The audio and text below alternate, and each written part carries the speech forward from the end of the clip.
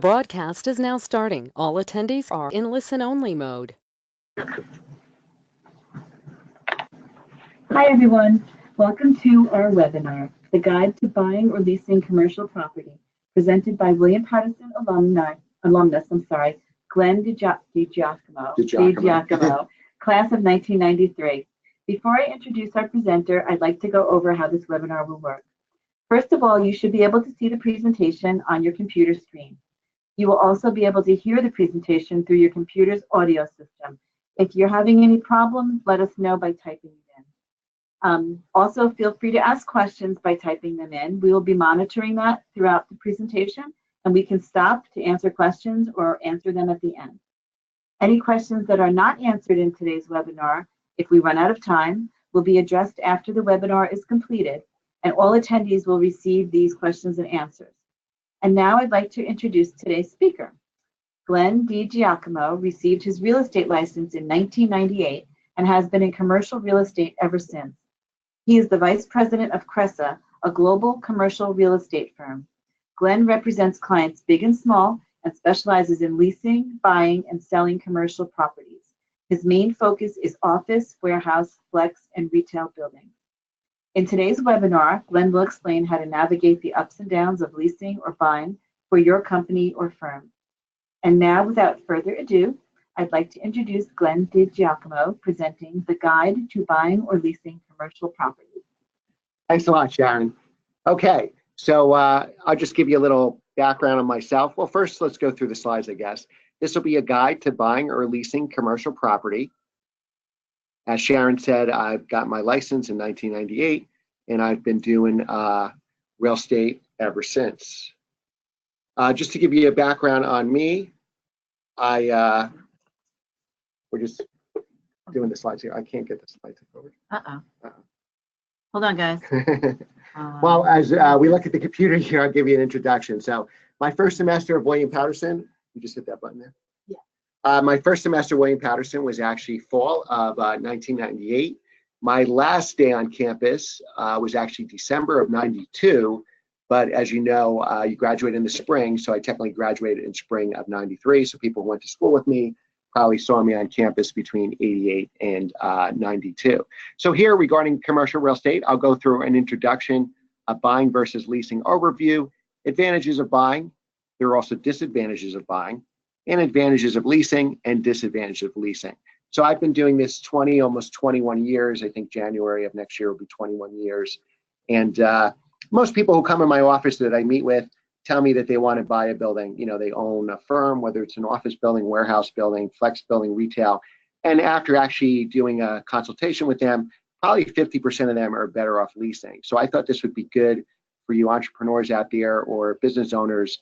So you have a real estate agent working for you who really puts you in the best light possible. A lot of agents out there, they want you to buy a building because it's a bigger commission, and the only way you last in this business 20 years is doing the right thing for the client, not necessarily the right thing for yourself.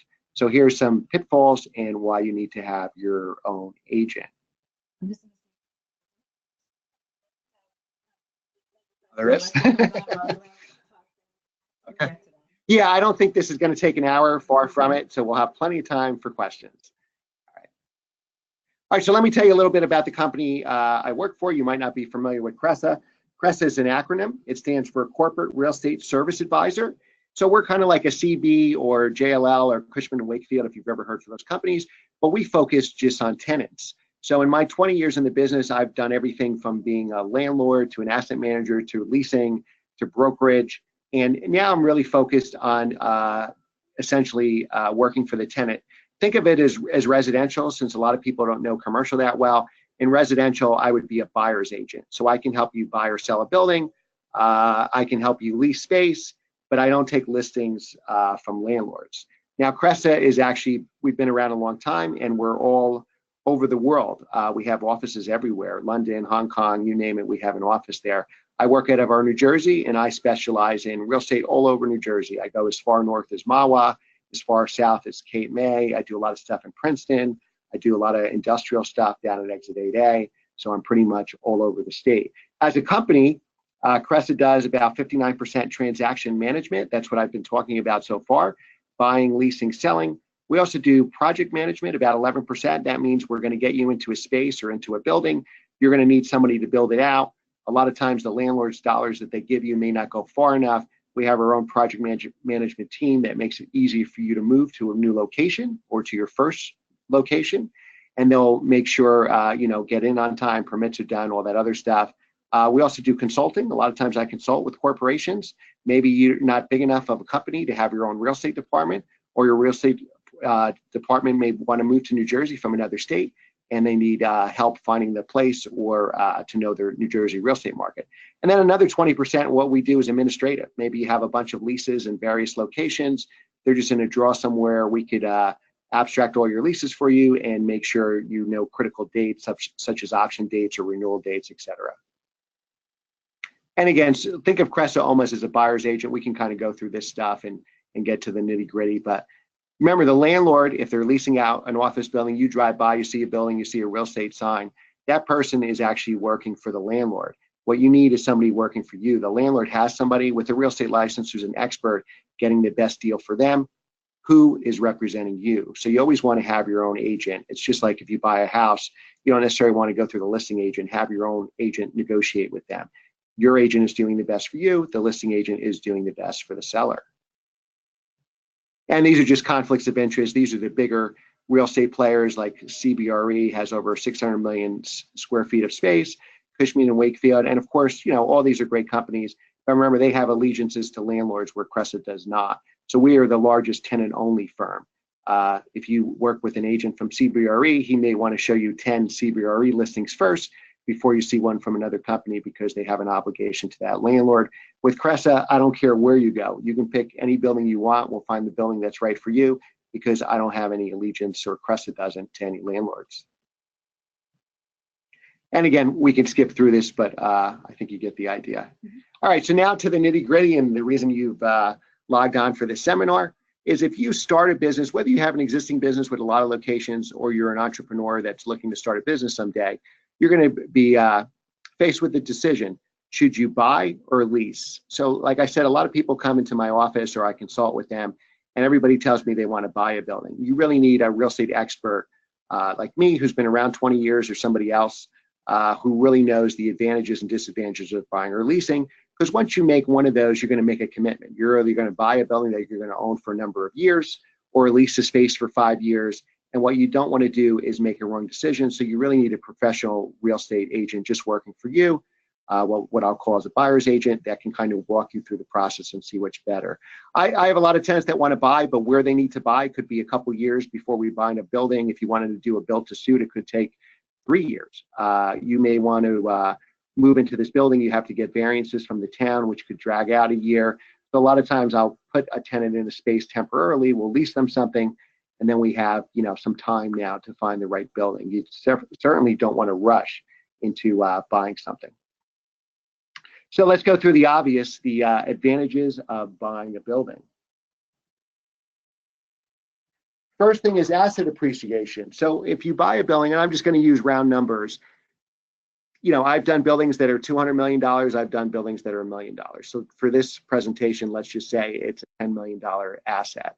So if you buy that building for $10 million, one of the reasons you're buying that building is you hope it goes up in value. You hope to own this building for a number of years, and hopefully you'll sell it down the road for $11 million, $12 million, $15 million. So that's one advantage of asset appreciation, just like buying your house.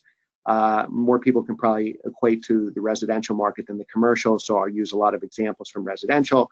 When you buy your home, whether it's your first home, your second home, you hope that asset appreciates. You don't want to sell your house 5 or 10 years from now and you paid more money than it's worth. So that's one big advantage of buying a building, is hopefully you're buying an asset that appreciates, but again, you need a real estate expert to help you do that. Now, another great advantage of owning a property is you have control of the property. If you want to paint the building yellow, you could do it because it's your building. Same thing for your house. If you wanted to put a pool in the backyard, you could do it. It's your property. You want to widen the driveway or put a lift in your garage, or whatever, redo the kitchen, it's up to you. So that's the same thing of buying a building. You don't have to get the landlord's permission for anything. You could do whatever you want to the lobby, to the bathrooms. You can create more parking spaces. You can make executive parking just for you because you're president of the company. You have total control of the property. Another advantage, hopefully, is equity. So to use my example earlier, if you bought a building for $10 million, typically you have to put 25% down on a building. So to use that example, if you were buying a building for 10 million, you'd make a down payment of 2.5 million, 25%. And you would finance the other 75, in this case, using round numbers, $7.5 million. Of course, you'd have to qualify for the financing, and you'd have to have the down payment. But you'll have equity in the building. You're going to finance that building, let's say for 15 years. You're going to pay that mortgage down. Hopefully 10 years from now, you'll owe $5 million on the loan, and now your building's worth 15, and you just built yourself $10 million worth of equity. Now, of course, equity is only going to happen by paying the debt down, which is the mortgage, or if the building appreciates, or hopefully it'll be a combination of the two. Now, what a lot of people don't realize, when you own a building, you have the potential to rent. So let's say you bought that $10 million building, and just to use a round number, say it was 10,000 square feet, and you don't need 10,000 square feet today. You need 5,000 square feet, but your business is growing where you need to take an extra 1,000 square feet a year. You have the potential to rent, because you're the owner of the building. You can rent the rest of that space out and hopefully get some income. And a lot of tenants do this, where now we can pay the mortgage with the rent from the other side of the building that they're not using, and then they can just focus on their business, and it helps them, A, to buy a building, and B, for paying for the debt. So the way to look at this would be almost like on the residential side. Say you were buying a 2-family house and you rent out upstairs, or you had a house and you're going to rent out a couple extra bedrooms because the kids are off to college now, and that's going to help you pay your mortgage. So a lot of people forget that you do have the potential to rent the building. Likewise, if for some reason this location doesn't work for you anymore, or you want to retire, you own this asset. Hopefully it's appreciating. Hopefully you're building equity. You can lease out the whole building to somebody, and now you can go off, play golf every day or whatever you want to do. And that building, hopefully that rent covers your mortgage. At some point, your mortgage will be paid off, and now you'll just have the rental income. There's always going to be other expenses like real estate taxes, snow plowing, that kind of stuff. But you do have the potential to rent the building, part of it or all of it, that can help offset those expenses. Tax benefits. You're going to talk to your accountant on this, because I'm not a CPA and qualified to give you tax benefit or tax information. But you could do things like depreciation. It's going to obviously cost you expenses to own a building. Just like if you were running your car, you got to pay for gas, tires, and brakes. You're going to pay real estate taxes, snow removal, upkeep on the building, fixing the roof, and those stuff you can go against the income that your building is making if you're renting out a portion of it, or of course depreciate the asset. But that's for your accountant. Now, there's disadvantage of buying. Everybody that I meet with always thinks they got to buy a building, they got to buy a building, they got to buy a building. But there are also disadvantages to buying a building, and we'll go through those as well. And most people really never think of these. So these are important. And again, why you need a qualified real estate agent, whether it's me with 20 years of experience or somebody else with a lot of experience to walk you through this process. So upfront capital. So if you were going to buy that $10 million building, you'd have to put roughly $2.5 million down. Where is that going to come from? Is that going to come from money in your business? Is that going to come from your personal money? So you're going to have to come up with that money if you want to buy instead of lease.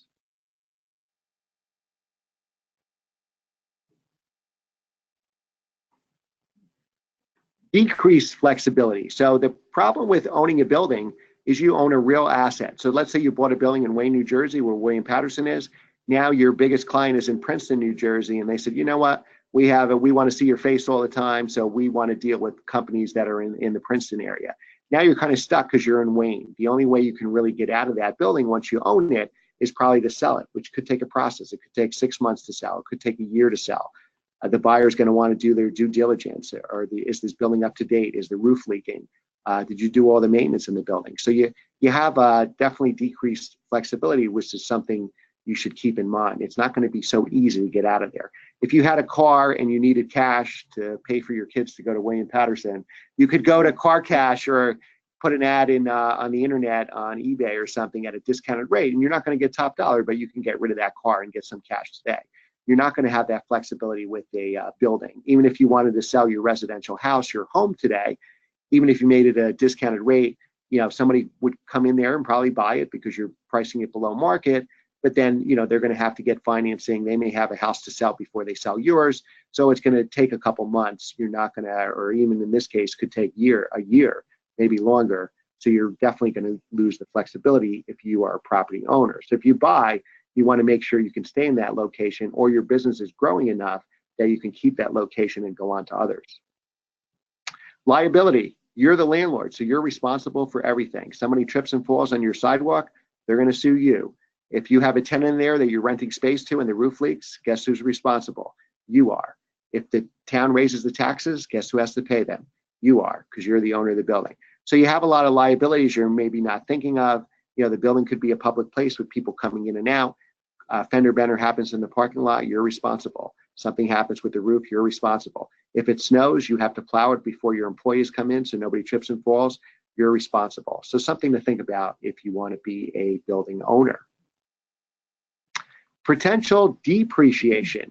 So a lot of people always assume that they're going to buy a building, even if they buy in a good town in a good area, that the building is going to go up in value. Real estate goes in cycles, just like the economy, and it usually is a lagging indicator of the economy. So I can tell you from personal experience, when the economy collapsed in 2008, I probably didn't feel it in my paycheck to probably about 18 months later, because real estate is certainly commercial real estate is a lagging indicator of the economy. So if tenants like IBM starts laying off workers, or Amazon or something like that, the time they need to renew their lease or sell their building could be about 18 months down the road. And that's when the business will be abysmal, and somebody like me feels it in their paycheck. So don't assume every building you buy is going to go up in value. So again, this is where you need a buyer's agent coming in for you.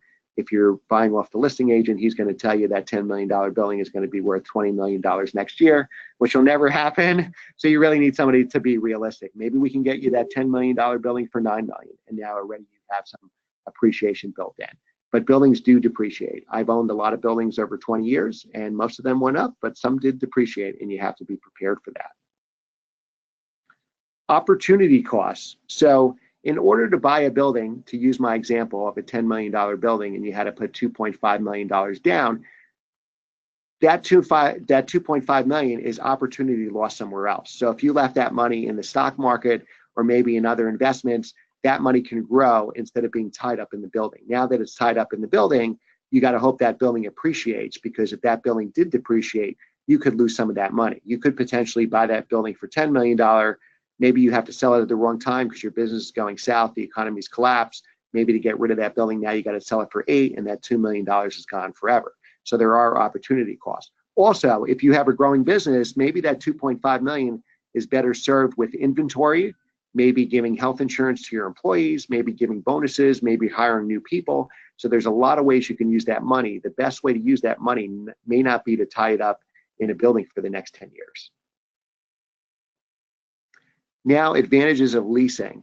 I've been doing leasing over 20 years, and I can tell you for most people, this may be the better option. Of course, it'd be great to buy, but leasing is going to give you a lot of advantages. But just like buying, there are disadvantages as well. So the first advantage of leasing is liquidity, greater liquidity. So I don't have to put $2.5 million down now to buy my $10 million building. I could lease part of a $10 million building, and I'm making up numbers, for $10,000 a month, and I have to put a couple months down in security, and that's it. So it's minimal out of my pocket. Maybe if it's a warehouse building, I have to build the space out, and maybe I need $500,000 to that. Well, guess what? It's going to come out of the $2.5 million that I saved to buy a building. Now, when I lease it, I can build out my space exactly the way I want it, and I still have $2 million in reserve to either invest or grow my business, get inventory, hire employees. Also, if you do an office building, a lot of leasing in an office transaction, if you can commit to a longer lease, like 5 years, a lot of times the landlord will build out the space for you. You're just going to pay them security, maybe the first month's rent up front, and you can keep that whole $2.5 million in the bank. Flexibility. When you lease, you can really go wherever you want. So for example, a typical lease, especially if you want the landlord to construct the space for you. And what I mean by that is we call that tenant improvements. So let's just use an office building, for example. You want to go to lease 10,000 square feet in an office building. You want a conference room, a little kitchenette area for coffee, and your employees to eat their lunch. And maybe you want 2 or 3 offices for executives, and everybody else will be sitting out in cubes. While the space that you're going to find may be in the perfect building with the perfect view and the perfect parking, but the space will be the exact opposite of that. It'll have walls everywhere, no kitchen and no conference room, and you'll think, what was that old tenant thinking? So you're going to want the landlord to spend $100,000 or $200,000 to build the space for you. So now you have some flexibility. If that space really doesn't work for you, you don't have to take it. If you own the building, you kind of be stuck with that. Another example that I used before, say you're in Wayne, New Jersey right now, and let's just say this time you leased space instead of buying it. And now your biggest client is in Princeton, and they go, well, we want to make sure you're here every day since we're putting orders through your company, and we only want to deal with people locally for whatever reason. And now you need to be in Princeton. If you leased a space in Wayne, say near William Patterson, for example, there's a lot of ways I can get you out of that lease. We could sublease it, find another tenant to take it. We can assign it to somebody else. Worst case scenario, we go to the landlord and we buy out of that lease. So we can get out of it today. It's the same example of getting rid of your used car. You can go to Car Cash or the local Ford dealer for your Ford truck. You're not going to get top dollar, but you can get some cash today. So leasing will give you flexibility. If my biggest client now is in New York City, in Princeton, in Cape May, in Delaware, I can move right away because it's easier to get out of my lease. I can lease you space today in Princeton. You can move in a couple of weeks, and then I'll work on getting rid of your space in Wayne. If you bought a building in Wayne, that's not going to be possible. We'd have to get rid of that building first. And your space needs could change too. Maybe today you need 10,000 square feet. In the example I used, let's just say you're a great entrepreneur, your business is booming. Next year, you need 20,000 square feet. I can tell you from being a landlord also, or used to be a landlord, your landlord's best friend if you call them up and you say you want double the space next year. So believe me, the landlord will accommodate you. So you have a lot of flexibility. You also have flexibility if you need to downsize. Say you had the 10,000 square feet, business isn't doing as well. You just lost your biggest supplier, your biggest client. You can make the business work if you downsize to 5,000 square feet. Being a lease, we could sublease somebody for you. I can help you out. I can talk to your landlord, and we can probably get you some smaller space in the building. Maybe if you make a longer commitment. Maybe you have 10,000 square feet now with a year left. It's really killing you paying that rent. Maybe I can talk to your landlord, get you 5,000 square feet across the hall today. You commit to another 3 or 5 years. Landlord really doesn't lose any money except for this year, but he gets to keep you a long time. So there's all kinds of flexibilities that you can do with the lease. And this is why for a lot of people, it's actually better. It's not good for your real estate agent because they'll get paid more for you buying a building, but leasing may be more flexible and better for you. Sure. Okay. Sure.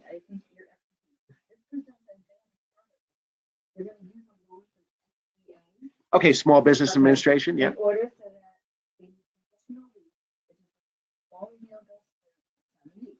Most of the landlords, this person has a landlord. It's going to be a little supermarket. Okay. Yeah, I mean, a lot of landlords, it depends. Retail's hot in New Jersey now, so I think you can get some landlords. Well, you can contact me afterwards. I can probably help you. There are some landlords that would wait for you. Retail's kind of hot in retail's hot and cold. It depends where it is, the location. But yeah, a lot of landlords don't want to go through the process, and you would have to sign a lease and then go get your SBA loan. So their lease is tied up until you can get that loan and to move into the space. So there are, I would keep trying landlords, or you can contact me afterwards and tell me where you are, what square footage. Okay. Yeah, that's probably a longer conversation, but yes, I can tell you, landlords are paying a mortgage every month. And I can tell you from being on a landlord side for a while and doing asset management, which I'm not on the landlord side anymore. But the landlord is paying his rent or his mortgage, his debt for the whole building the first of every month. So what he wants to do is get tenants in there paying rent as soon as possible. So if that space you're looking at is a very desirable space, and it's going to take you a couple months to get in there because you have to sign a contingent lease, and then hopefully you get your loan, and then you can start everything going. If he thinks he can lease it on his own or through his broker quicker than those couple months, he's going to probably not want to do it because he's taking a chance where he can get somebody in next month at a guaranteed income. So again, it's going to depend where you're looking, what the size is, what landlords. There are landlords that would certainly take that deal. The hard part is you probably need a real estate broker like me or somebody else to find that.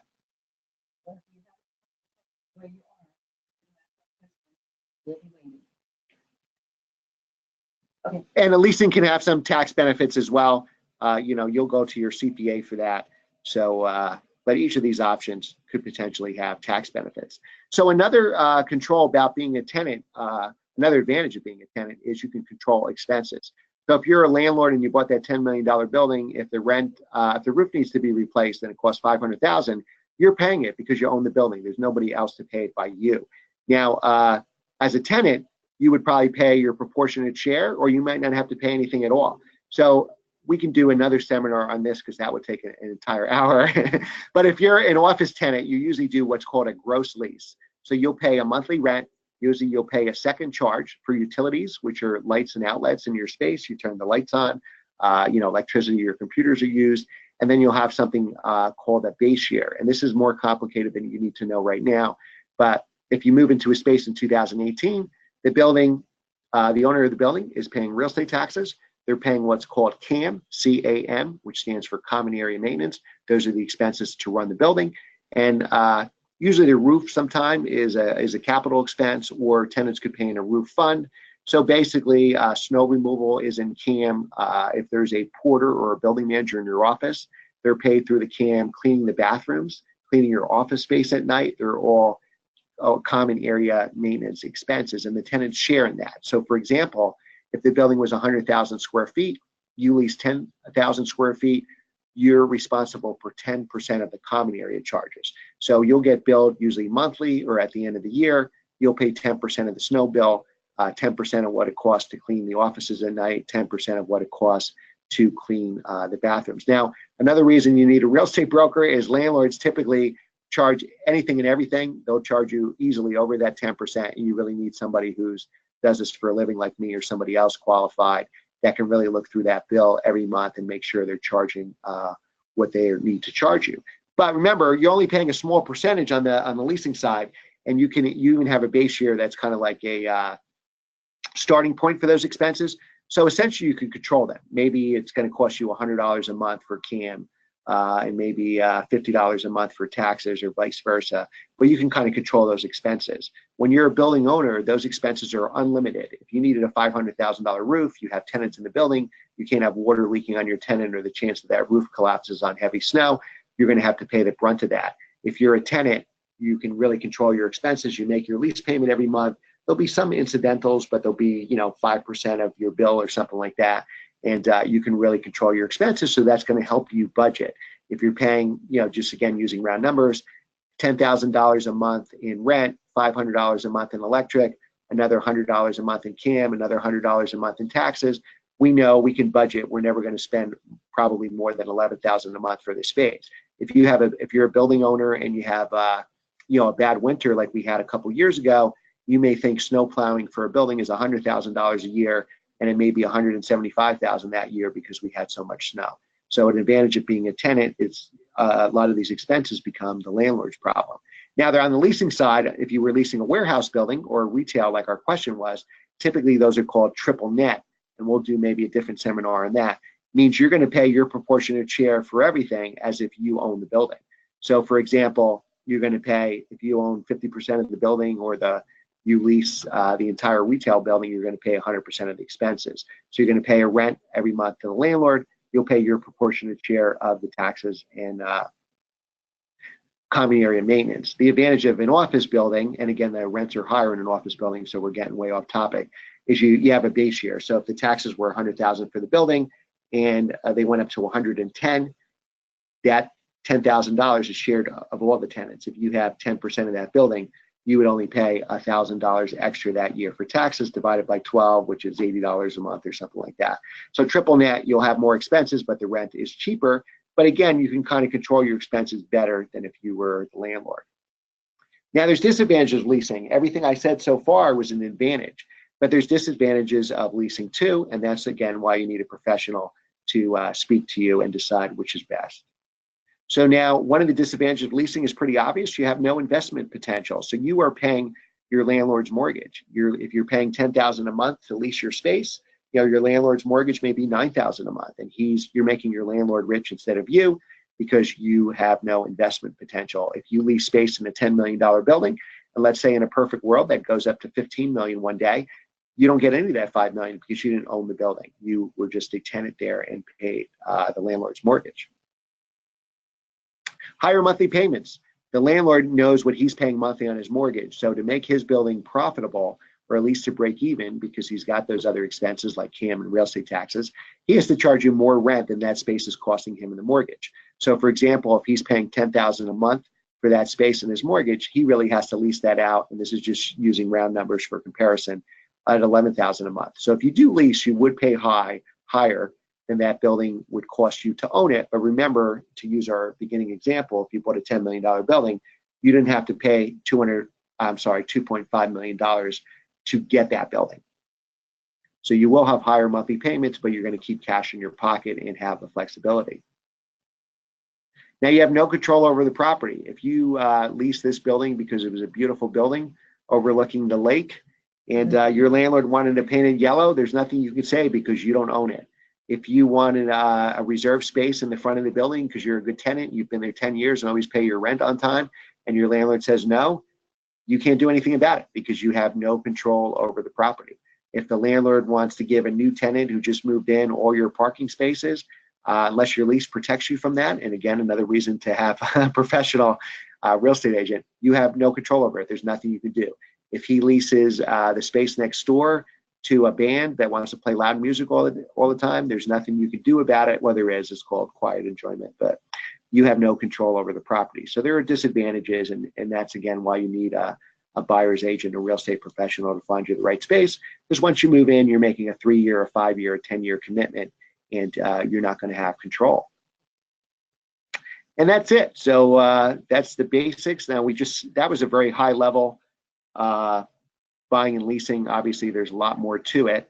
So if there's any questions, I'd be more than happy to answer them. And that's my contact information below. You can email me anytime at DiGiacomo@cresa.com. You can call me at 201-591-4567. You can follow me. I have a YouTube channel called Glenn Real Estate Expert that you can check out. It's Glenn with 2 N's, Glenn Real Estate Expert. Type that into your YouTube browser, and I have like 16 different vlogs there. And I add to it every week, everything from, buying advantages, leasing advantages, how to get started in real estate. I'm going to do a lot of things about real estate investments. I find a lot of buildings for people who want the property as investments, and maybe we'll do different webinars on that. So if there's any questions.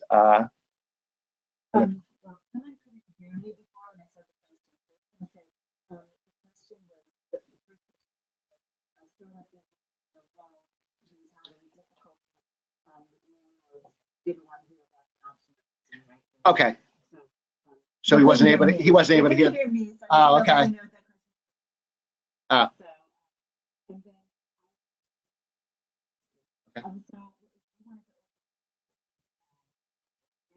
Mm-hmm. Is it best to lease in that kind of thing, or is it better to buy?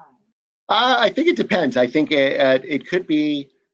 Leasing is probably better. I'm assuming you're going to have experience doing that and running that business. If you didn't, I would say the first thing I would do is get a job at a restaurant or a bake shop just to kind of learn the business and pick the owner's brain on how he did it. Leasing is probably better because it's less of a financial commitment. It may be hard to lease space, though, if you don't have a track record of doing it. You may have to do, give a bigger security deposit or a personal guarantee. You probably have to show a track record. You were a manager of a restaurant or a bakery. You know how to do this, and you're just going out on your own because you have a good customer base. But leasing would certainly be less money out of your pocket and give you a little more flexibility. Maybe you don't want to be in that location. Maybe, you have to be in a strip mall or something, and there's maybe an anchor tenant there that's not there, and nobody goes to that strip mall anymore. So leasing may give you a little more flexibility than buying a building, unless you have the money to buy it. I mean, if you have the money to buy it, and your business went south for whatever reason, you couldn't make the restaurant go or you couldn't make the bakery go, at least you own, hopefully, an appreciating asset, and then you would have the options to lease it out or maybe sell it and get your money back. So I guess the answer is it depends.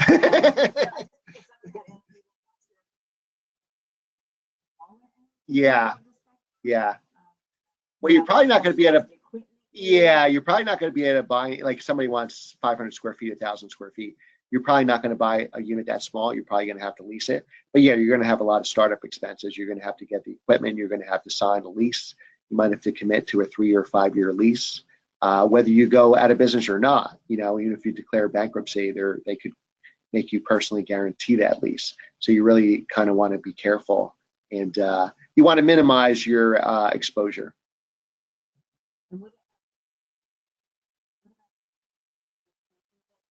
Sure. Yeah. So that's really a good start, like a WeWork or a Regus.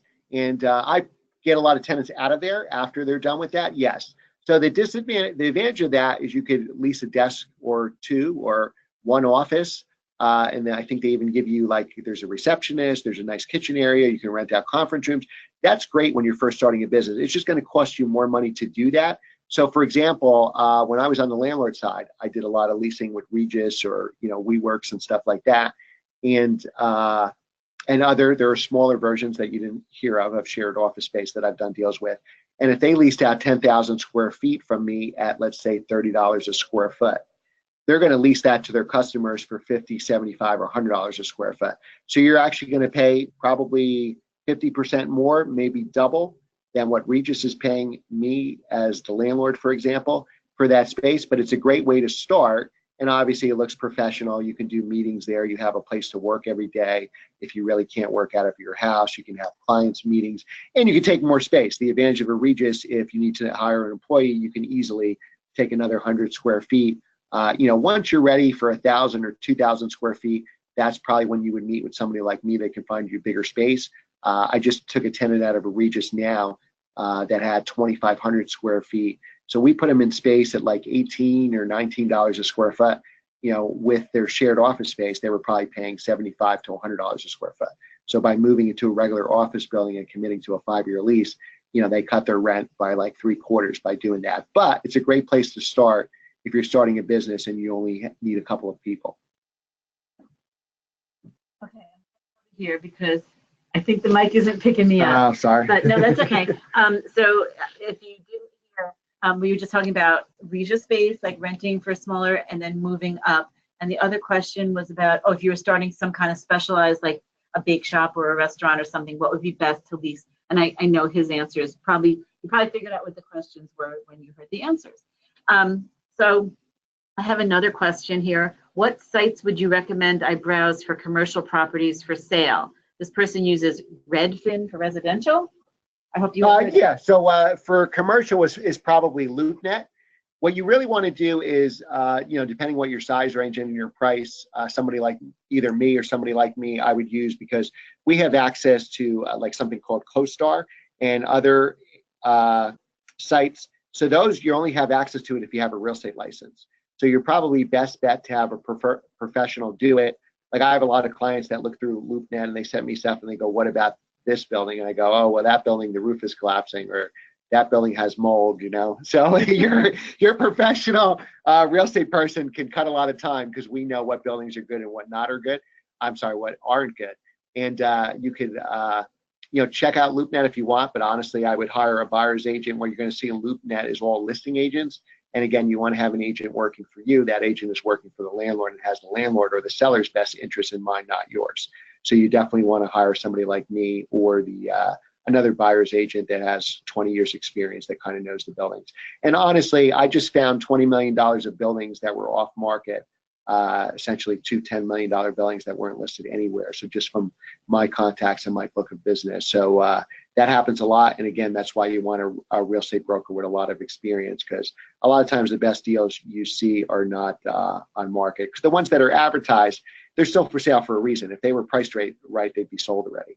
So if they're still out there, there could be an issue that maybe you're not aware of.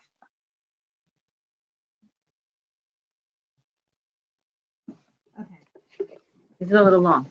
This is a somewhat off-topic question, but how hard do you feel it would be of someone working in residential real estate to switch to commercial? That's not off topic. How hard would it be for someone working in residential to switch over to commercial real estate? This is from someone who I know who is a commercial real estate broker. They're a commercial real estate broker? No, now? they're a resident. Oh, okay. Okay, so they're a resident. No, I think that's actually a great question. So to be honest with you, I kind of started in residential. So when I graduated William Patterson in spring of '93, I was a loan officer for a mortgage company. So I dealt with all residential realtors. I did open houses for them the whole bit. And, residential could be tougher because it's all nights and weekends. But with residential, and again, depends on your book of business now and how many prospects you have and how many clients you have. Residential, if you walk on the street, every single person you see out in the street today is a potential client. Because they're going to either at some point in their life buy or sell a building. Their mother or father is going to buy or sell a building. Their grandma, or grandpa, their uncle, their brother, their sister-in-law. So any person you run into the street is a potential client, and just get yourself in a lot of activities. Maybe you're going to specialize in first-time home buyers. Maybe you're going to specialize, I don't know, you like to go fishing. You're going to help everybody in your fishing club buy a house or golf or something like that. Commercial is very different because you really just have to solicit business owners. So if I walk outside in the street here or walk through William Patterson, unless you're a business owner or you make real estate decisions for the firm that you work for, those are the potential clients. So the pool to farm from is much smaller. One reason I went to commercial is commercial real estate is basically Monday through Friday. It's long hours Monday through Friday, but you don't work weekends like you do for residential brokers. But commercial is, and I don't know where the commissions are bigger because there's small and big deals for each. So let's just say for this argument, it's the same. But it really depends. I mean, do you know a lot of business owners, or you know a lot of entrepreneurs or tech companies that are growing where they can be your business? If not, I think residential is a little easier just because there's more of a pool to pick from. So for example, if you sell a house on that block and there's 30 other houses on that block, you could easily solicit 30 other houses on that block and potentially get a sale from those other 30 houses over the next couple of years because they know you did a great job for Mr. and Mrs. Smith, for example. Where commercial, it's different. There's a lot of probably just as many commercial brokers, and the pool of clients is much smaller. So if you think you know a lot of entrepreneurs or CEOs and CFOs at firms and you can get business, then maybe it's worth making the switch. If you're going to kind of go into cold with no book of business, it's going to be really tough because the people that have been in it a long time, the new guys are doing all the cold calling and making very little money. So it may be easier to do residential unless you think you already know a lot of people that could be potential clients in commercial. If there's any other questions, you can type it now. Otherwise, I have to say thank you to Glenn for doing this. I hope you all learned something about it. If you have anything else you want to learn about real estate, maybe go into more depth on some of the topics that Glenn was talking about, please let us know. When you sign up, you'll get a little survey. You can fill that out for us, and that would be great. And I don't see any more questions coming in right now, which is good because other people have to go back to their lunch. So thank you, Glenn, for doing this. Sure. And any other questions? There's a little line in the survey. You can type them in here. And that's all. And we hope we'll see you again at another webinar. Glenn, thank you. Great. Thanks so much for having me. I look forward to doing more of these webinars. Again, like Sharon said, if you have any topics, you could email them, and I'll follow up with you guys for emails. And my contact information is below, the DiGiacomo@cresta.com for all your real estate needs, or you can call me at 201-591-4567.